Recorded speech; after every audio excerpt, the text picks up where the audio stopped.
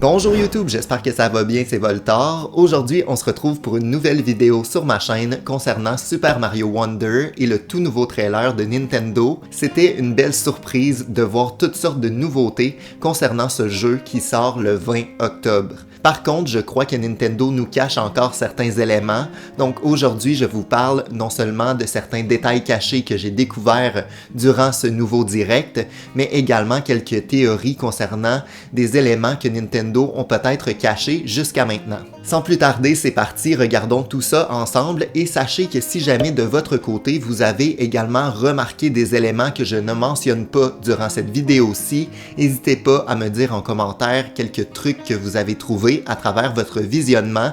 Ça va me faire plaisir de vous lire. C'est toujours un plaisir pour moi de voir toutes vos idées, vos théories et les éléments que j'ai pu manquer.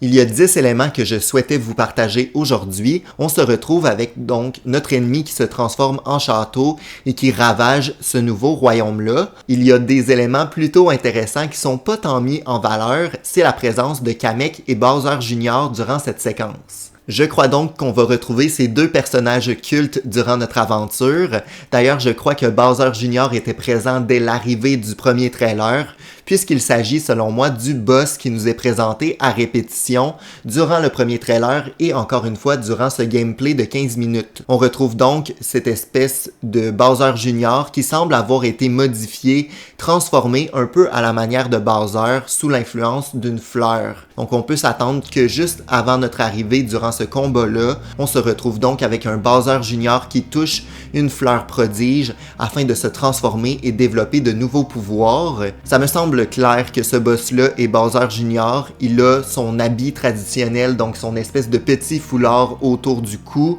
On retrouve également des bruitages qui nous font beaucoup penser à celui-ci. Donc je suis pas mal convaincu qu'il s'agit en fait de Bowser Jr. Ainsi, je pense qu'on va aussi avoir Kamek en tant que boss durant les futurs mondes. On pourrait s'attendre que celui-ci aussi se transforme d'une manière un peu loufoque grâce à l'utilisation des fleurs prodiges.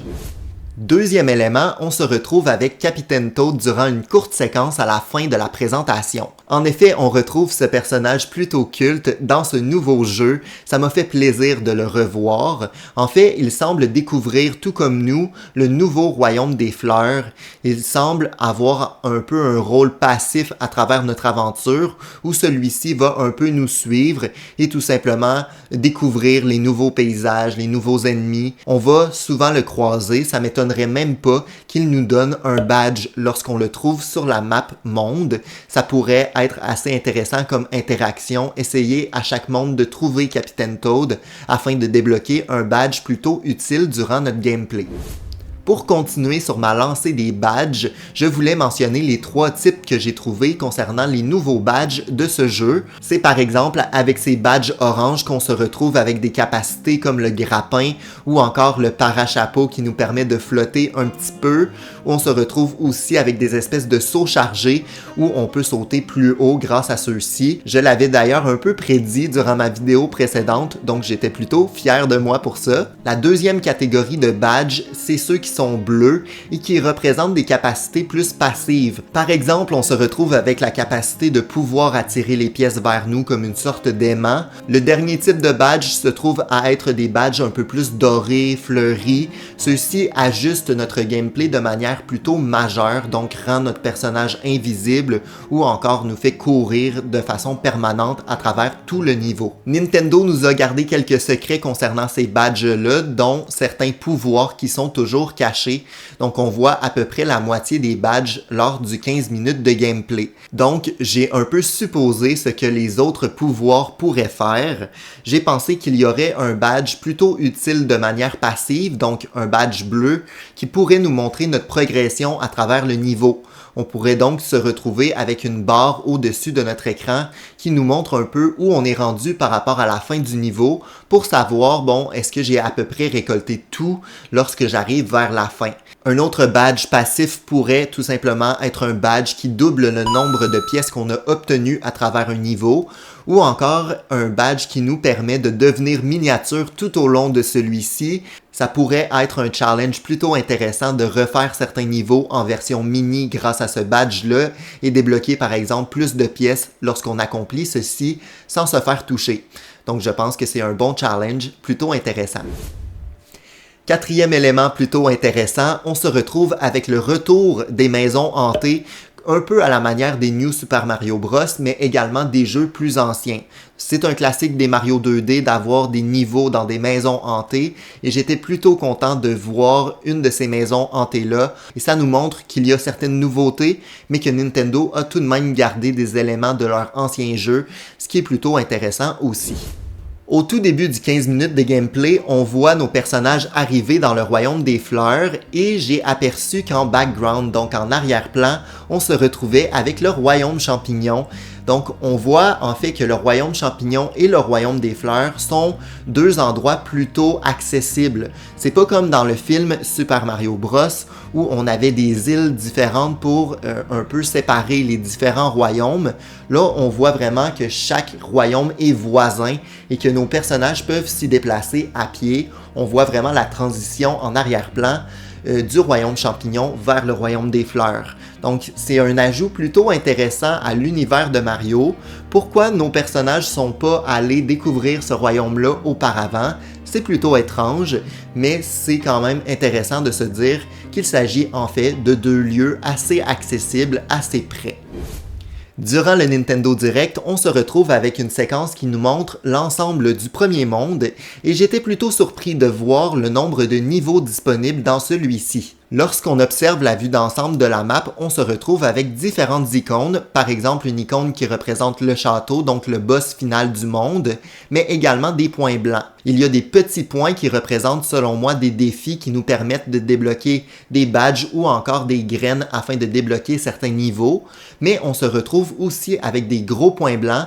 Ceux-ci représentent en fait les niveaux du jeu et c'était assez impressionnant parce que dans le premier monde, il y a 14 niveaux, donc 14 gros points blancs. C'est à peu près le double des différents jeux Mario 2D qu'on a vus auparavant. On peut donc s'attendre à une durée de vie de jeu à peu près doublée comparativement à d'autres Mario 2D. C'est assez impressionnant. Et ça, c'est sans compter les défis qui semblent aussi être assez nombreux à chaque monde. Petit détail plutôt intéressant, les poplins, donc les nouveaux Toads de ce royaume des fleurs, sont en fait des espèces de germes de fleurs. En effet, un peu plus tard dans le trailer, on peut voir certains poplins éclore, donc on voit en fait que leur tête peut devenir une sorte de fleur.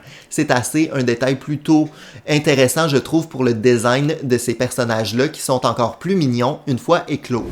En ce qui concerne les personnages, on a l'ajout de deux personnages qu'on ne connaissait pas avant, donc Carotin et Toadette qui font leur retour. C'est plutôt intéressant, mais je pense qu'on n'est pas à l'abri d'une surprise. Parce que Yoshi et Carotin sont des personnages plus classiques, plus faciles, qui ont été en fait facilités par leur gameplay pour rendre le jeu plus accessible à des joueurs plus jeunes. Je trouve ça plutôt dommage parce qu'on voit plusieurs séquences dans lesquelles on se retrouve avec 12 personnes qui jouent ensemble en online, mais chacun d'eux doit choisir des personnages différents. Vous pouvez regarder le 15 minutes de gameplay à chaque fois qu'on a des gens qui jouent ensemble, c'est toujours des persos différents. Donc c'est assez intriguant parce que ça l'oblige, si on joue à 12, de choisir absolument des personnages qui sont plus faciles. Ça serait un peu décevant pour certains joueurs qui veulent tout simplement jouer avec leurs amis sans avoir la facilité d'un Yoshi ou d'un Carotin qui permettent en fait d'être invincibles lorsque les ennemis nous touchent. Donc j'ai trouvé qu'il y aurait peut-être l'option en fait d'ajouter d'autres personnages avec des gameplays plus classiques. Je pense par exemple à un Wario, Waluigi, peut-être même une Pauline, qui pourrait nous permettre en fait de jouer à 12 sans être obligé de choisir un personnage qui nous facilite la vie durant notre gameplay. On est à peu près à 2 mois de la sortie de Super Mario Wonder, donc je m'attends à ce que Nintendo ait gardé quelque chose pour attirer l'attention des joueurs juste avant sa sortie. Dernier élément que j'ai trouvé qui est un détail plutôt subtil, mais qui est pas non plus majeur selon moi, c'est l'ajout de nouveaux gameplays. Par contre, durant certaines séquences, on voit aussi qu'on pourrait potentiellement agripper certaines poignées qui sont sur des arbres ou certains éléments de décor. Je m'attends que ces poignées-là qu'on retrouve à de nombreux endroits dans le trailer servent en fait à débloquer certains passages ou encore à nous donner certaines pièces. J'ai également noté l'arrivée d'un nouveau type de bloc dans l'univers de Mario, c'est les blocs violets et blancs. Est-ce que ceux-ci débloqueraient certains passages aussi? J'avais de la difficulté à imaginer leur utilité. Peut-être que, en fait, lorsque tu punches un de ces blocs-là, ça fait une espèce de structure en verticale, donc dans le sens des lignes, ou encore ça a une utilité particulière qu'on ne connaît pas. Mais si jamais vous avez des idées concernant des nouveautés, ces blocs-là, qu'est-ce qu'ils pourraient faire lorsqu'on les frappe, ça me ferait plaisir de vous lire parce que j'étais un peu à court de théorie les concernant.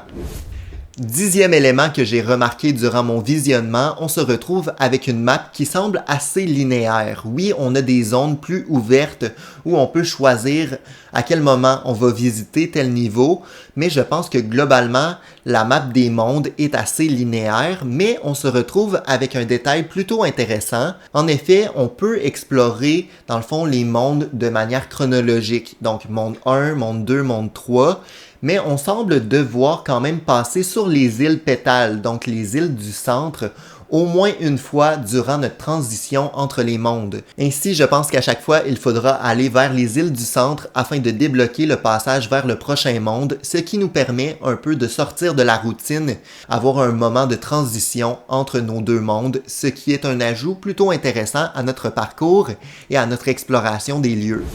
Bref, c'est tout pour moi aujourd'hui, j'espère que ça vous a plu, mais c'est clair que j'ai manqué des éléments plutôt intéressants, donc si jamais vous avez découvert de votre côté des éléments cachés que vous souhaitez me mentionner, n'hésitez pas à me dire tout ça en commentaire, ça va me faire plaisir de vous lire. Si jamais ça vous a plu, n'hésitez pas à vous abonner, merci beaucoup, on est rendu plus de 1300 sur la chaîne, c'est fou. On se retrouve bientôt, ciao!